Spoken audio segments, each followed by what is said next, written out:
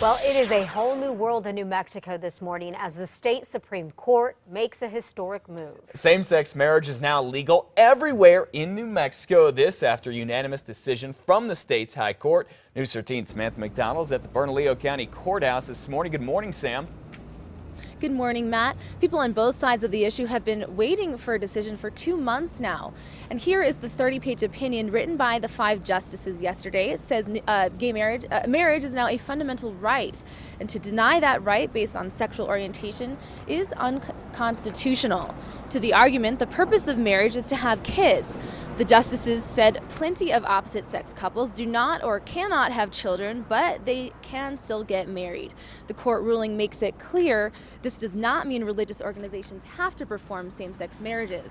Yesterday's ruling affirms that marriage licenses issued in 8 counties since summer are valid.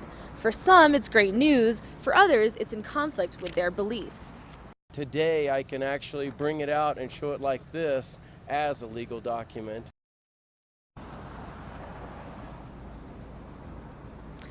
Now those opposing same-sex marriage plan on continuing to fight this issue. Republican State Senator Bill Scherer of Farmington says he will introduce a constitutional amendment that will bring gay marriage to a statewide vote. Back to you.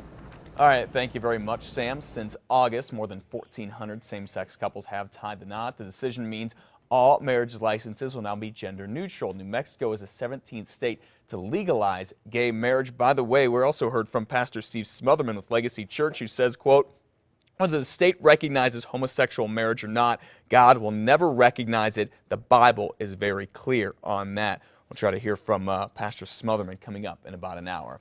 Now, New Mexico Attorney General Gary King here says he thought the legislature would take up the issue in the form of a constitutional amendment. That is still possible, by the way, but Attorney General King has argued all along that bans on same-sex marriage here in New Mexico are unconstitutional.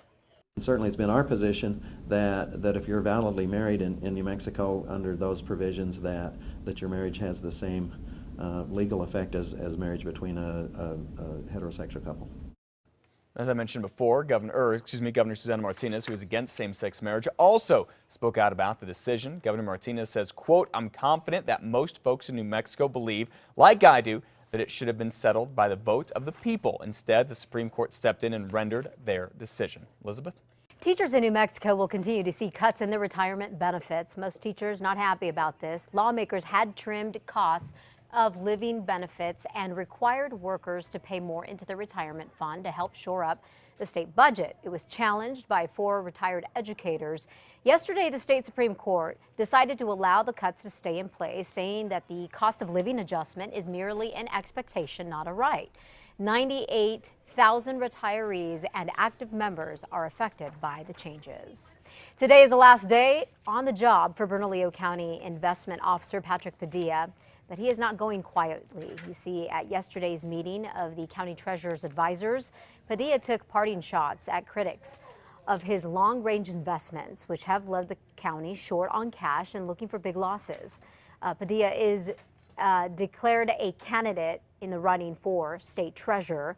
If he wins, he said he might let Royce Simpson invest state money. That is despite a history of angry government clients that have accused Simpson of ripping them off. I think it's a question that can't be answered today, but once I'm elected treasurer, please come and ask me.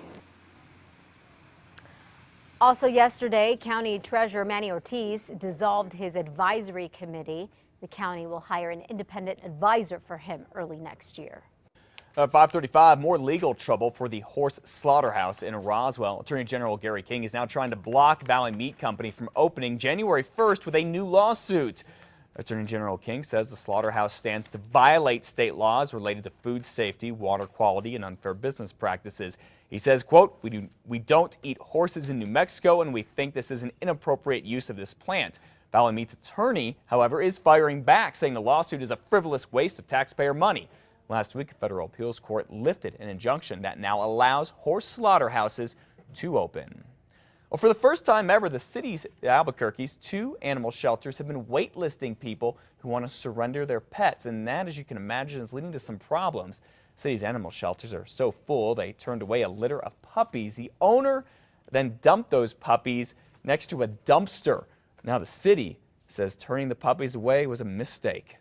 I don't know what happened there, if there was a miscommunication or what, but I need the public to know that we will always take puppies. We never turn puppies down.